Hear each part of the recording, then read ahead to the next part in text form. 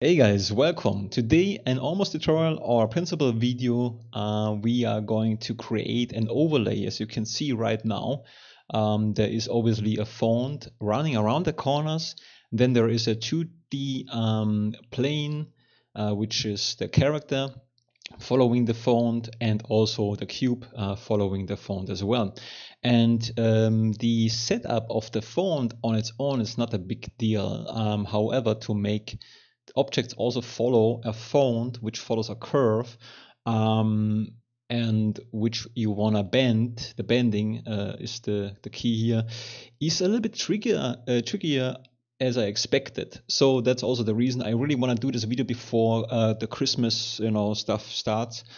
Also for myself, because there are certain things I will also forget about that, little tricky things which can make a difference a little bit. Maybe there's a better way to do it. So, but I think, yeah, it's kind of okay. The use case for this font is basically you can create, customize your own overlays. So what is an overlay? Basically, right now what you see is the overlay. I can turn this on and off in OBS.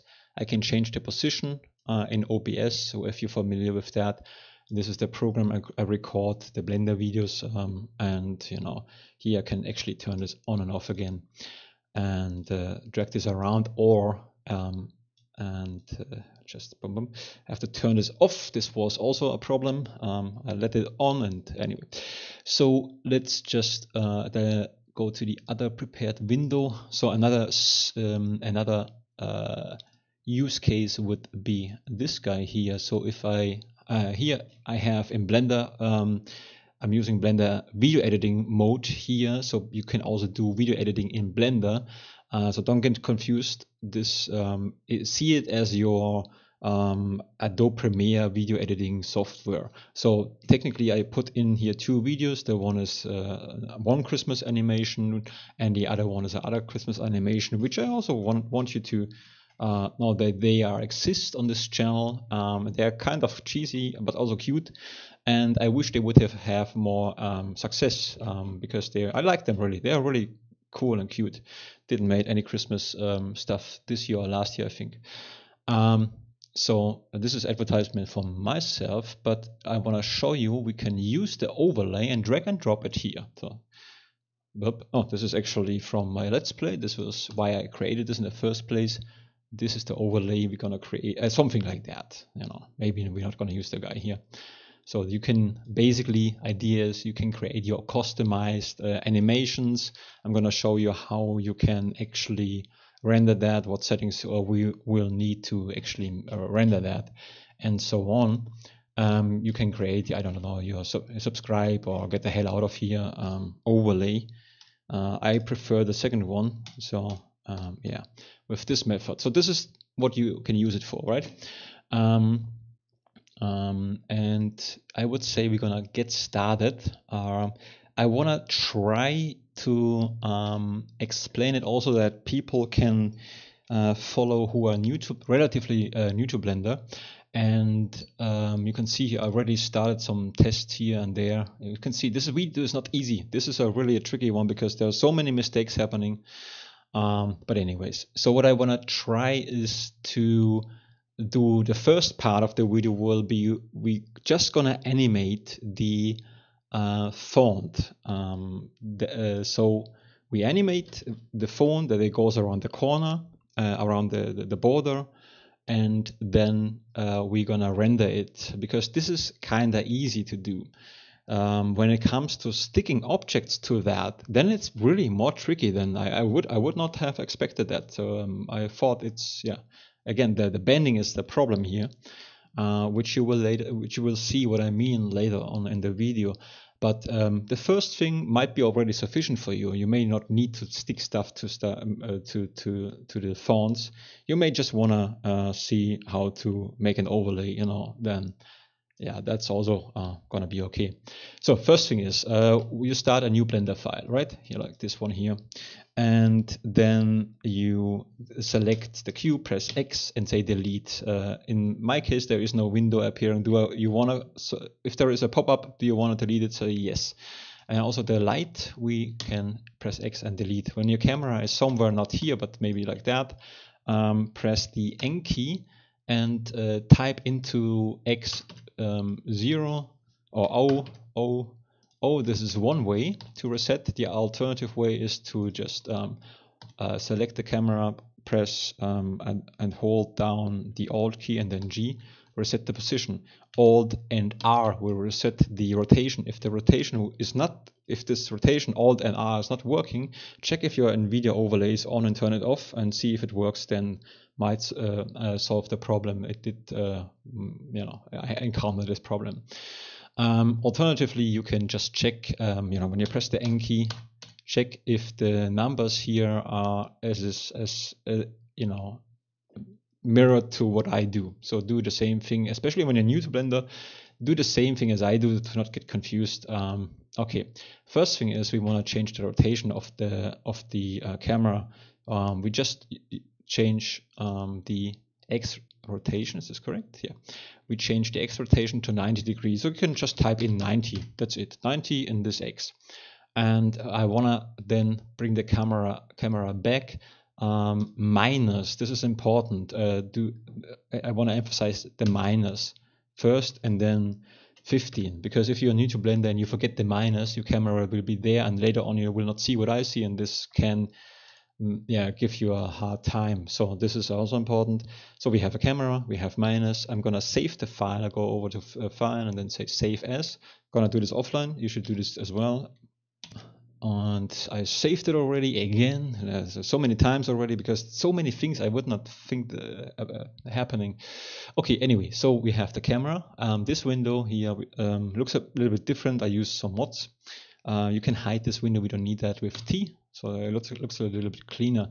Next step is we're gonna need a plane. A plane will become a curve, and the curve you can think of will be like the road where the fonts are on the road, so they will follow the road, and the plane will become this curve. But we have to do certain things first. So let's press Shift A, get the mesh, Shift A, and then mesh plane. The plane is here. Now we want to rotate the plane on the x-axis 90 degree. That's completely fine. So 90 degree, and now we have to jump into the camera. You can jump into the camera by pressing the numpad O key, and then I hope you have a numpad O key. I would not know how to jump into a camera in a different way, to be honest. I never do that. But if you have to Google that. I do not know. Without the num key, maybe there is a view thing, something. Anyway, you figure this out. Then you have to Google it. I'm sure that there is a way. Okay, so but with the numpad O or 0 key, we can jump into the camera. Now we want to eyeball. We want to change the size of the plane so that the size of the plane approximately matches the size of the camera view. The camera view you can see are those lines here. We want to change the size. So let's just we do this in object mode. It's recommended doing stuff like this in the edit mode, but I want to show you what happens if you don't do that. So in the edit mode is the right way to do. Technically, I'm saying it. You jump into tab, and then here you can change it. But I'm not going to do this to show you what happens when you don't do this. Let's do it with me in the object mode. It's fine. We fix it afterwards. So in the object mode, right here, object mode, plane is selected. Press X, and then when you move your mouse to the right, it gets bigger. To the left, it gets smaller. So just eyeball it so that it fits like in here, and then press left mouse button to apply the size, and then press X again and press S again and then X, and then drag the mouse to the right. Adjust it so that it hits those right, that it fits well into our view. So it doesn't have to be perfect, If you like precision, you can change those numbers, make them really clean. Shall we do that? Okay, let's do that. This is the scale of what we just did, only here we have more control. We can say this should be just 3 meter, and this should be also 3, and this seems to be 5.3. Not quite. Let's go a little bit up. When you hover with your mouse over certain windows like this, and you press and hold the left mouse button, go with your mouse to the right or left, you get this kind of control. And if you press and hold down the Shift key, you get more precise. So you can do it more precisely. And this seems to be a good number, 5.33. Yeah, it's not perfect, it doesn't have to be perfect. So what we want to do now is round corners. We want to create round corners. One way to do it is go into the edit mode, but don't do this right now. I just show this edit mode and Control B and Control V. No, I'm completely off. Control B and then V, and then go with your mouse to the right and then mouse wheel up. Now you have this bevel, what people always do. I'm going to do right-click canceling it. There's a better way to do it. So we need an modifier. So we select the plane. We go up to the modifier section here, and then we say add modifier, and then we go to generate and use a bevel modifier again. And I'll select the plane, go to the modifier here, go to add modifier, go down to generate and go to bevel. Now we, very important, click on vertices. This vertices always works very well with 2D objects, just in case you wonder why. And then we say the amount will be how, I just show it. Right on the, if you change the numbers here, you can see this is the amount, and this is other segments. If I'm going to increase this drastically right now, so you can see if I increase the segments, it adds vertices to the corners, makes it smoother basically and more detailed.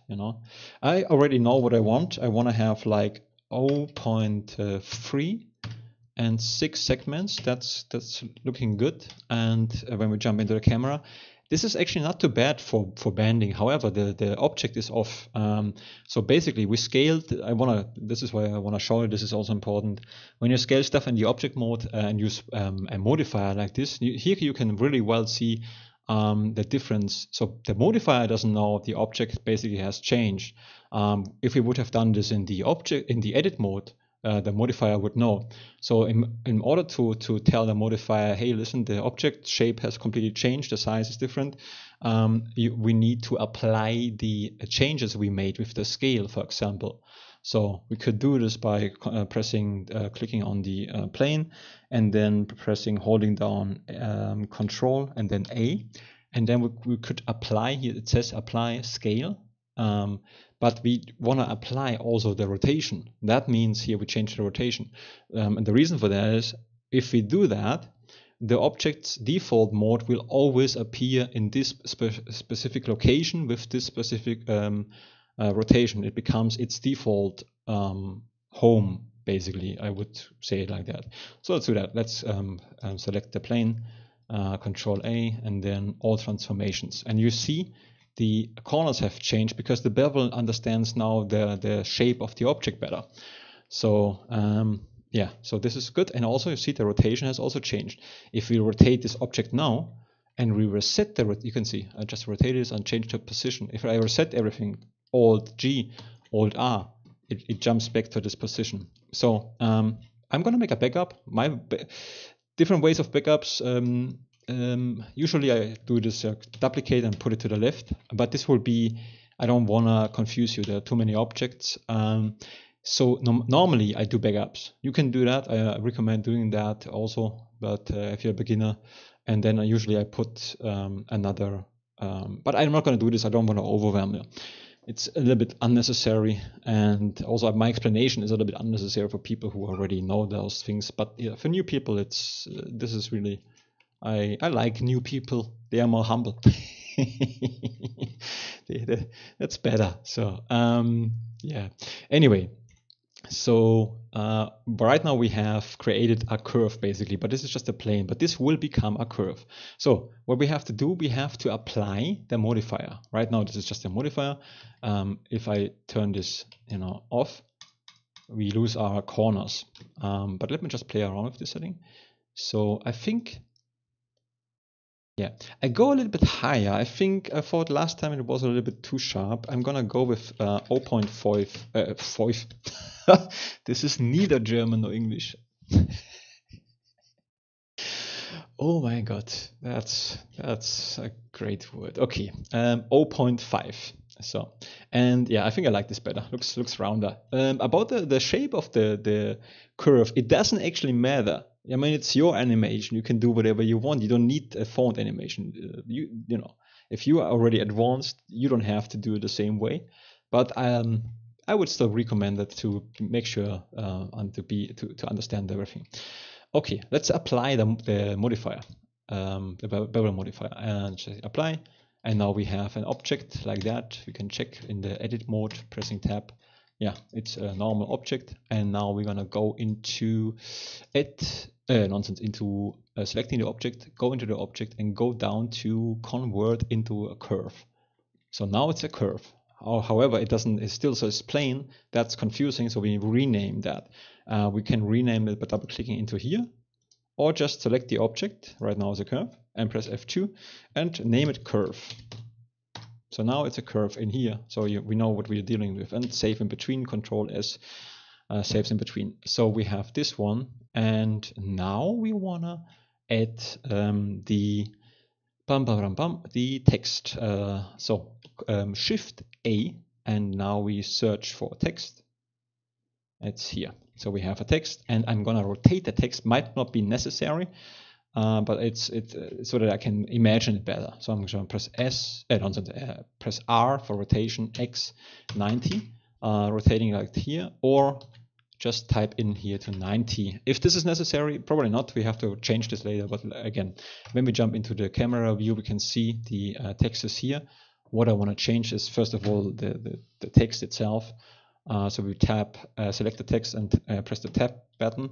Now we write something else. This is just normal writing, So we write hello world, and then we're not gonna change the position. We do this in the text view. So when you are you can press in the camera, press O to escape the camera again, or use your mouse wheel button to press that to escape this. Or numpad keys just in general also can escape those things. Can they? Yeah. Anyway, so we are okay. Let's just go down to the data. Okay, we selected our font. We select now data for the font, and here you can already make some changes which are interesting without any modifiers. This is the font data property. Basically, when we go to the geometry, we can go to extrude, and then here you can see what happens. You get this Hollywood effect a little bit. So you could do that in here, but it's not necessary for what we play around with the settings. Always tweak and play around also with the resolution, and you see what happens. What is important for us and what is important for myself is also this plays a role later. Changing those vertical alignments can make the change to the bending. So that's something I learned, and I already anyway.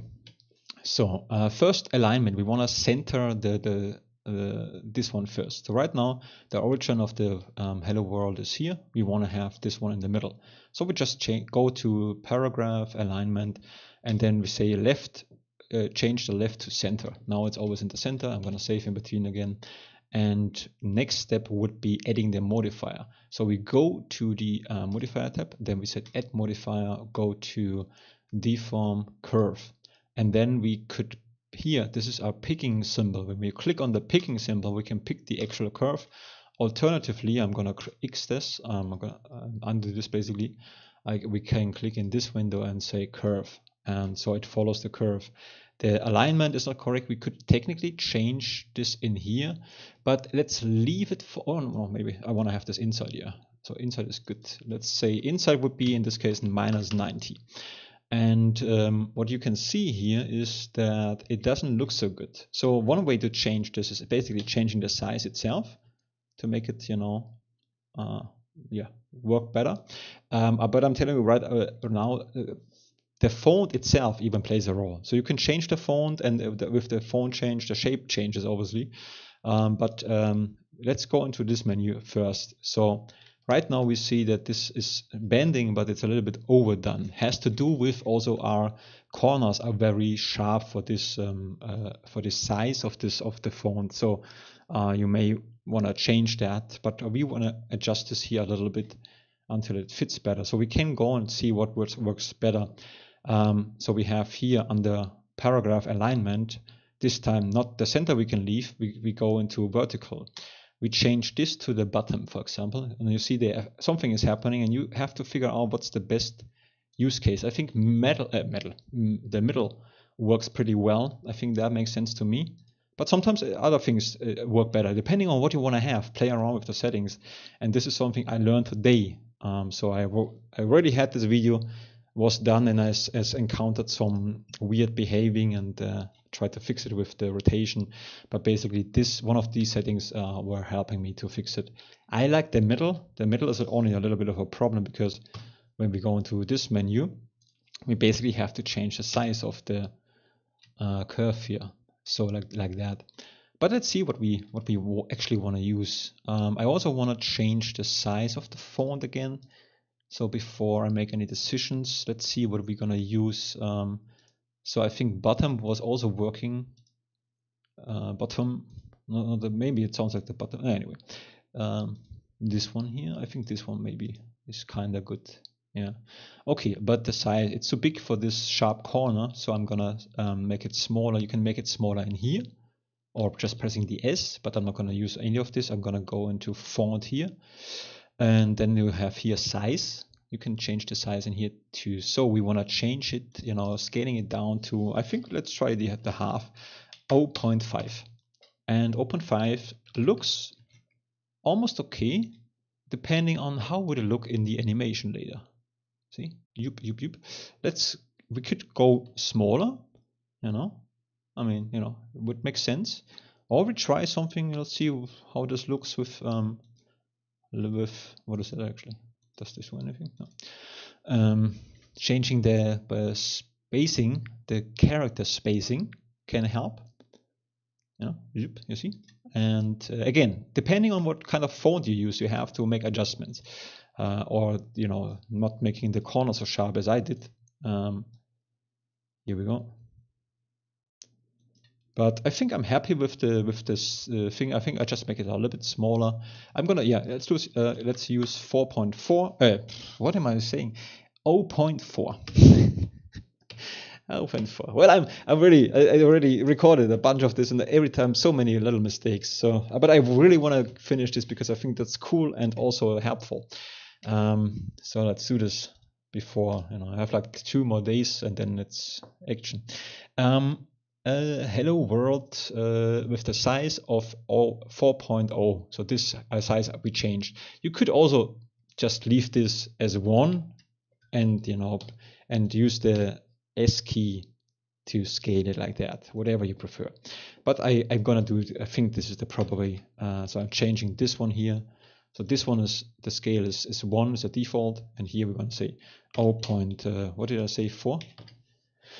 Yeah. So let's use that. Okay. And now let's get to the animation. And this is also where I screwed up the other recording because I thought the most simplest way is to animate, make one key point at the beginning, another key point at the end. Ensure this would work. Try to avoid the graph editor, but it's actually we have to take a look at the graph editor also. I try to keep it as simple as possible though. So because we have to go there either way, it doesn't matter which approach I use. So I think this is the easiest way even for beginners. So what we're gonna do is we will create also at some point an endless loop, but we not just need an endless loop for the final animation. We also want to have this one rotating endlessly. It will help us a little bit to make the loop, or at least I think this approach is quite okay. So right now, when we go here over, this is our timeline. We are at frame 1. That's good. Our hello world is at this position with this location. If this is a different location, it doesn't, as long as it spans properly, it doesn't really matter where this is. It can also be here, whatever. It doesn't. This is not really important. But let's leave it clean for now. So we, in order to animate this thing, we need to change the X position here because the whole thing is aligned on the X axis. So the only way to make it rotate in this way would be here. Zip. And then you can also change those things if you like that, I mean, feel free to experiment. But this is the most important thing here. This will make the animation or the guy go around. And we are again right at in the timeline. We go back to position first the first keyframe, and then we go with the mouse over the transformation window. If the window is not here, press N again. So to make it appear here, hover with the mouse in this view and then press N. And then we hover with the mouse over the X value, press I, and the whole thing will get yellow here. It's just the whole thing will get yellow, doesn't matter. We have one keyframe here, and then we go to keyframe 20 and we say 1. So I know it doesn't sound like much, but it's gonna be enough. And now we have 2 keyframes. When we go, you can see there is some movement going on. What we do now is very important, and this is the next crucial thing. I made a crucial mistake. I'm from German, and I mixed up the E and A key. So I have to remind myself, select the keyframes in case the keyframes are gone. If you've selected your object with the keyframe, but you cannot see the keyframes, hover with your mouse in this window and press the home button or position 1 key. Then you will get back to this to your keyframes, and also you can with your mouse wheel you can zoom in, zoom out, and check out those hints here from Blender. Okay, so now we have this animation. We need to select both keyframes, and now it's important. Select both keyframes. Select your object. Select both keyframes. Press with your mouse here. Hover with your mouse here. Press Shift and the E key. Shift and E, right, Lucas? Yeah, not A. Shift E, and then say make a cycles modifier. Make cycle F modifier. So when we now zoom out a little bit and we say play here, then you see it endlessly moves basically. So we have like an endless cycle. But we don't want to just have this back and forth. So we want to use this one, what we just did, to make it go endlessly in one direction. So what we're gonna do is set it so that it's not just going 1 meter and then back. It goes 1 meter, then here would be 2 meters, then 3, 4, 5, 6. There is a word for that. I cannot recall that. Exponential or something, maybe something like that, right? Basically it just goes endlessly further and further and further, and we can do this within the graph editor, which is a little bit scary to look at, but we only jump in for one thing and then we're gonna get out of this. So select your object and then go with your mouse over this icon here, and we're gonna change this from timeline to graph editor, which is basically still a timeline. It just looks more scary. So make sure you select the object and then press the home key or position 1 key to zoom in a little bit. And what we need is not everything. We just need at frame 20 we need this guy here, only this, and that's about it. You can drag this window, make it bigger. If you don't have this window, this is important, you need that, is again press the N key, while in this window press the N key. That's very important. And then go down to the modifier. So select this key while the hello world is selected, modifier, and say after we change the cycle behavior after mode, repeat motion, change it to repeat with offset. So now it goes basically, it goes and goes and goes. And when we play now with, I'm going to press the space bar for playing the animation, you can see it goes on like forever. I mean, it will stop here because our timeline stops, but this is the idea. So this is already it. This is already all we need to do. I only, this before. So what Blender is doing, it says from 0. I'm not going to explain this one. You can set this just to make it look more. It doesn't have any impact for our thing, but it just looks better. Also, do this before as well. repeat with offset. It's not necessary to do it, but it looks better because this is before the animation starts. This is negative animation if you want. It just looks a little bit better. So that's all. We leave this window because it's scary. We go to the left side, or not scary. You can use a different, let's say overwhelming. So left side to this corner and change the edit this window back to timeline, which is much cleaner. We scroll, we make this smaller again. Press the home key in case you get lost, you know, it's always good. And now when we play the animation, also we increase the amount here to, I don't know, just temporarily to 6,000. So now we have a long time animation. With the mouse, holding down the mouse wheel and going left and right, we can change this position here. But careful, when you go up and down, you can lose your keyframes. And then you have to press the home button again. So when we play the animation now, you know, it goes on. So this is already good. It just moves, and that's a good thing. So even if I would have used, I'm just saying that, even if I wouldn't have used the cycles animation, we could have just have one animation, but we would still need to go into the graph editor to change because we want to have a loop animation, the consistency of the animation itself. So we would have needed to go in there no matter what. I think this though makes it, you know, gives you also a little bit of control. You know, you have, so basically what we did, those two keyframes, and that's the advantage here, determine basically the direction, that's for sure. I mean, when we go into, all we need to change is always the second keyframe. So right now it goes into this direction, right? So if we want to have the opposite direction, we would just say we go to frame 20. We have to override this. We say go instead of 1 meter plus, and plus doesn't say plus, but if there's no minus, it's always plus. Say go minus 1 meter. Press enter and override that with the I key again, and now it goes the other direction. And this is one advantage. The next advantage of this kind of way to do it is basically if you go now and change this by grabbing this guy, press G, now it's free, to frame 100, for example, then it slows down. So bringing this point closer together accelerates. Further away, it slows it down. So you have a little bit of control over this one, which is fun, to be honest. It's always fun. But I think the 20 is just, yeah, looks decent, looks good. It goes on. I just changed this quickly.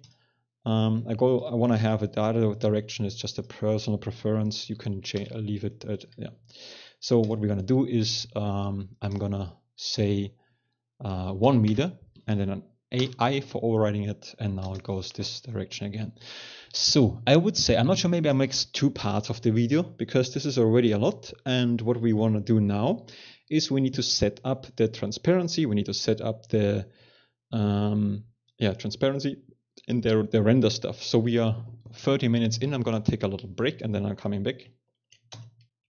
So okay, let's continue this little bit here, and we go now to the render properties. So we want to prepare this guy for rendering, but first we need a loop. You know, if we have like we wanna have this one here, and this is basically a loop. So what we have to do is I thought I almost stopped the recording. Okay, so we're just gonna eyeball the loop. So we want to have a loop. I think to eyeball it well is just to see at which frame is the hello world, and this might be a little bit of, if you did certain things different, might be different to your what you see, but you can also eyeball it for yourself. That's a good way. So I think this looks approximately right. So I want to change the timeline length so that it's gonna be like a loop. I mean, I'm talking here about, let's see, when this is the starting of our render and this is the end of the render. When I start this one here, this is going into this is already loop, you see? And we want to change this to that it looks like it would be an endless loop. So let's see this. So this looks okay. I think at frame 104, we're gonna copy this guy, Control C, copy and paste 104 into here. And then I'm gonna see when the phone will be approximately here again. You know, when it comes to loop stuff, I'm not a professional. This is also a little bit new for me. That's why eyeballing is okay, I think. So here it would finish its loop. And let's see how this works to check it. Like, just start the animation almost when it's ending. And you see there's a little bit of blip going on. So let's see. Yeah, maybe because, let me just see. Yeah, and this way you can also quickly check. So this is the starting, this is the ending. I think we have to go a little bit. Yeah, this is again. Yeah. And let's see how this works. Doesn't work well. I cannot, right now I cannot think, so I really have to just, you know, tweak it. I think it might be, I have to increase it instead of decreasing it. I think I do the wrong thing right now. Maybe not. Oh, this is good. See? Okay, so you can definitely go to the point where it makes sense. To be honest, it's probably not completely right. There might be like a little bit of off thing. But again, when it comes to loop stuff, I also have to think about how to make this better. It's a little bit tricky because we don't really have like a clear starting point, a clear ending point because of this endless animation we basically have. But you know, this is gonna be good enough for that. Yeah, if you still have a good way to figure this out, you know, yeah, feel free to say so. Okay, we have the loop animation. That's good. It goes into a loop. It, you know, it ends here and then it just restarts again. It doesn't seem like there is any hobbles between. So I'm gonna save this here. Before we continue, what we can do is basically another thing. You don't have to do this, and I'm just showing it, but you don't have to do this. If you feel overwhelmed, just don't do that at all. What you could do is just basically select the text and here in this window, and press Shift D for duplicating it, and then we have two texts, 1 and 2, right? So when we select the second one, for example, it's a duplicate of the same. It's the duplication of the same item. It also has his own keyframes. So those are the keyframes. If we select both of the keyframes, press G, and we change the position here, you can see, then this is an easy way to have like another word, which you can have another color, another light, for example, which also goes in this direction, or you want to have it go into the opposite direction, which would not look that great, to be honest, but that's technically a thing you could do. That's one thing. I'm going to delete this again because it's too much. I have to say I tested it with the Let's Play stuff yesterday, and so wait, hold on. Yeah, when you try to, this is maybe good that it just happened. If you want to edit this a little bit, if you go into the tab mode, it will jump automatically to you will not see where your word is, because you have to go into the modifier and turn this one here on. I think that you can see, well, if you turn this on and go into the edit mode, it will be still here, but you don't see the cursor. That's a little bit unfortunate. There is a cursor, but you don't see it. So it's a little bit annoying. So either you use that, or you disable this one here and go to your word and then edit it here, you know, if you want to see it better. So there are also constraints we could use for rotation, but again, I want to keep it like a beginner friendly. I don't want to do too much. So anyway, so this is the way you can, you know, maybe if you're a beginner, make sure you already write before using the curve modifier. But again, you can always reset this one. And there is a key to jump to your things like I can, you know, like focus on them. I don't know if I set it up myself. Maybe you have to Google that.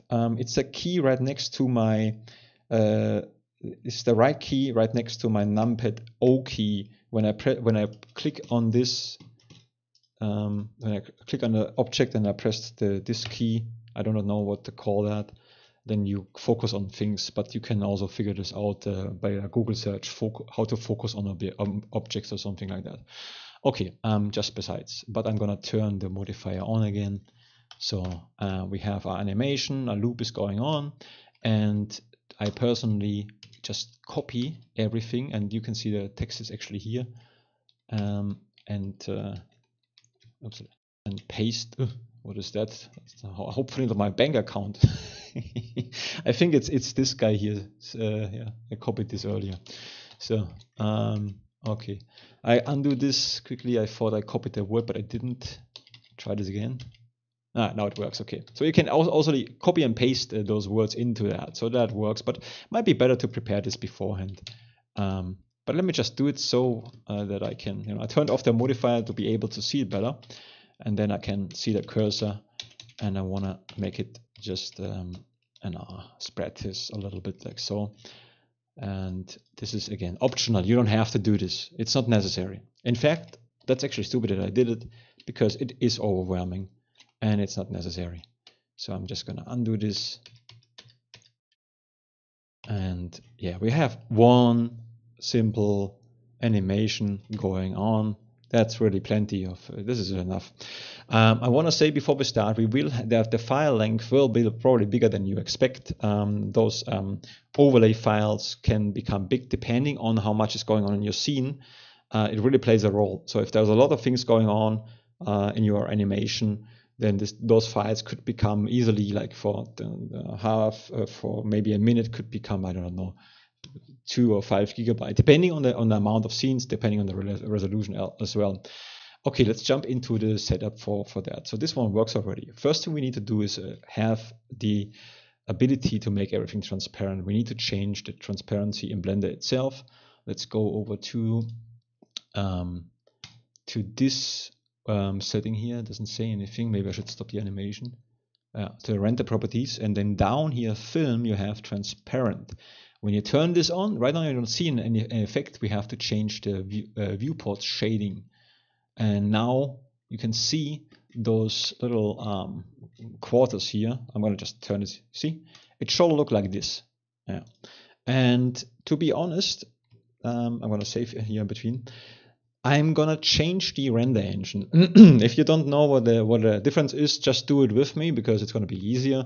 But you can also technically still be in Eve. I just gonna change the render engine because I don't want to deal with lightnings. I just want to have simple render. So a simple render to use is Workbench.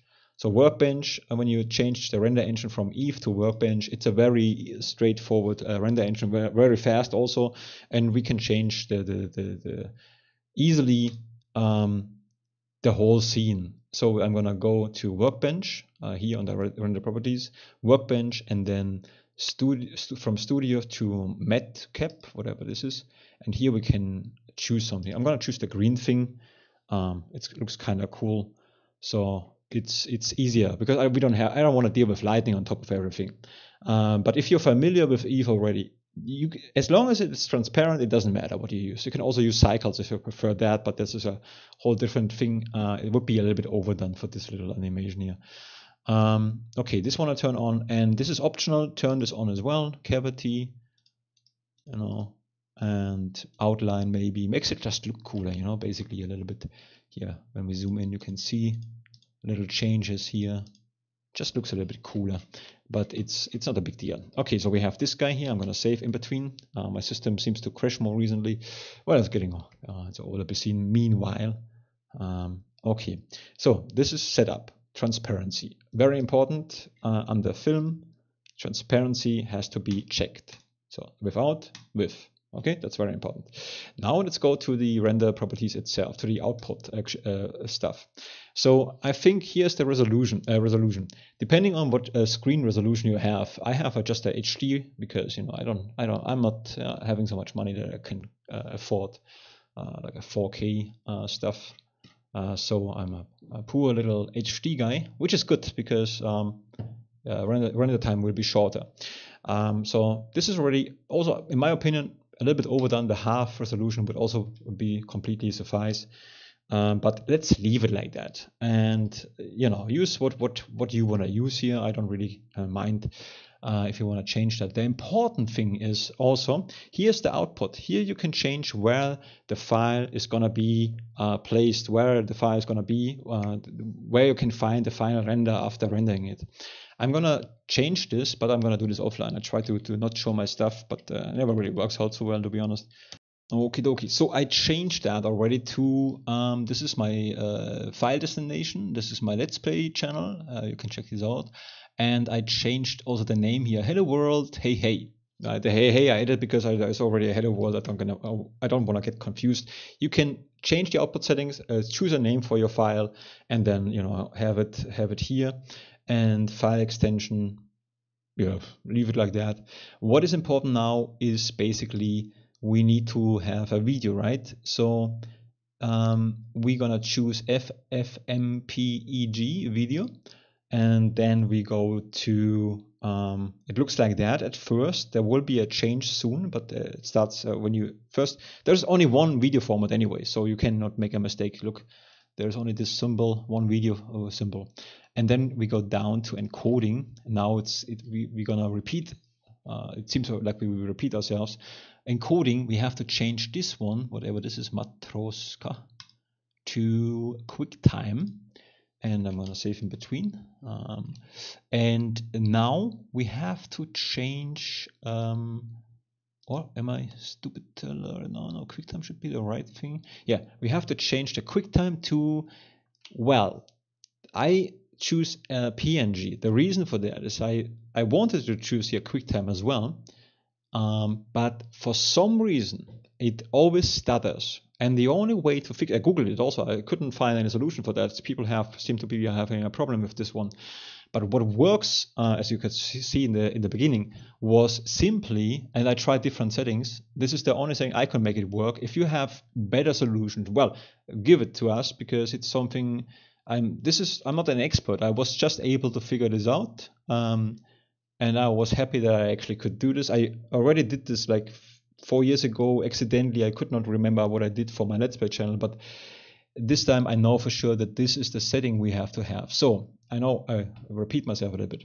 So now you can see there's suddenly another option. If you just have two options, that only means you have not chosen the right container and not the right video codec. But video codec has to be PNG. So make sure before all, let's just go back in case this is different. So it's not different. So I don't want to confuse you. If this RGBA, that's very important. Without that one, it will not work. If you don't see that, the reason is you don't have chosen container QuickTime, and then you need to choose video codec PNG. And I cannot tell you why that is.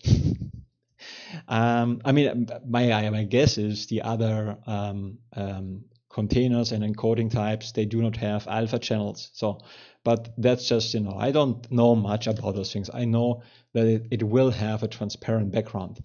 If you render this thing and you use VLC Play, you will not see the use it in a video editing software or OBS, the final one. I recommend that to see the impact, to see your final product.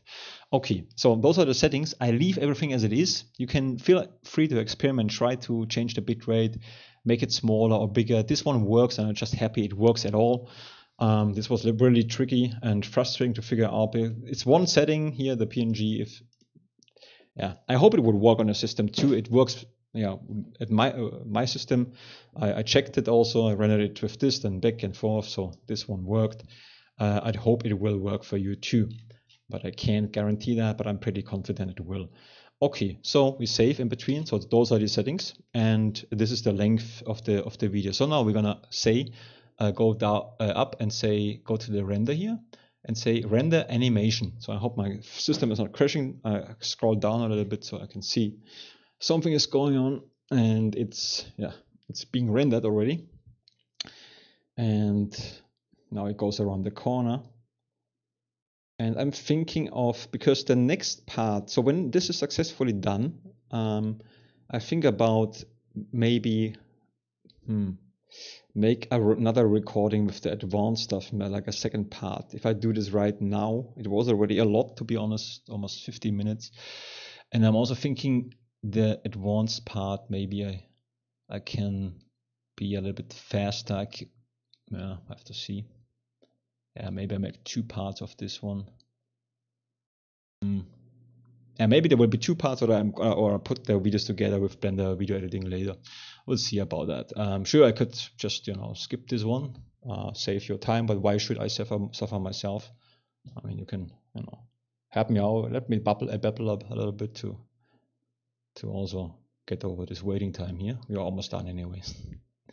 So when this is done, I'm gonna show you how this looks with OBS, and then I think about maybe recording another part for attaching stuff, which is more difficult, to be honest. Okay, so this is being done, and oh, I almost stopped the recording.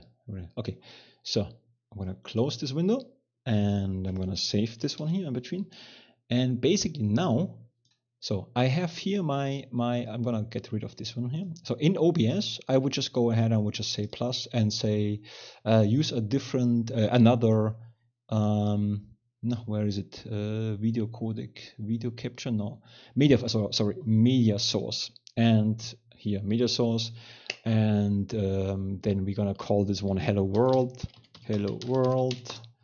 and here I turn on loop. I also turn on hardware decoding if this is available. I do not know. And here we could change the speed a little bit, but be careful. The speed depends on the frame rate. So if you have a higher frame rate, you can really slow it down more. But at some point it will start to stutter as well. Okay, so this is being done. I'm gonna choose the file offline again by pressing this button here. Okay, I only choose the file. I do not know if it will work, so let's see about that. But it seems to be a success already. So this is the way how you do this in Blender, in OBS. I get really stupid here. So yeah, this is the way. And the other way, I want to show how this would look in here. But first, I need to make sure to turn this off. We have to choose. Where is it? Hey, here we go. So now we have another overlay, this guy here, and it goes around the corner. The animation with this setup, you can do any kind of animation. It doesn't matter what you do. Obviously, you can do your own stuff. If you have a character who goes, so I don't know, to the moon, then you can. Because I just saw the moon, maybe. Then whatever. Make sure it's transparent. Obviously, that makes sense. And I can tell you about the size of this one. It's how long is that anyways? Let's see in Blender for that. So this is already, you can already start if you're happy with that. I'm gonna stop this one here. Yeah. There is a way to determine that if you go into add here another thing and say video editing render, or maybe I can do this in here, video editing sequencer. We can check out, we would be here like 30 seconds, and we have like almost 300 megabyte. It's going to be more when you have more text. This is really, it's kind of funny how easily this is. You can increase this amount. So be careful with long length videos, but also experiment with those things. Okay, I would say I'm gonna just end this recording here. So I'm gonna call this part 1. This is more for the beginners. For advanced, this is, yeah, because if I continue right away, although I won't, kinda. No, I'm splitting it because I might be a chance I screw something up and then I have like, no, I'm gonna split this here. So part 2 will be in another video. Advanced stuff, sticking things to it. So check this out if you're interested in you want to stick stuff to your animation, which is a little bit really, is a little more tricky. Okay.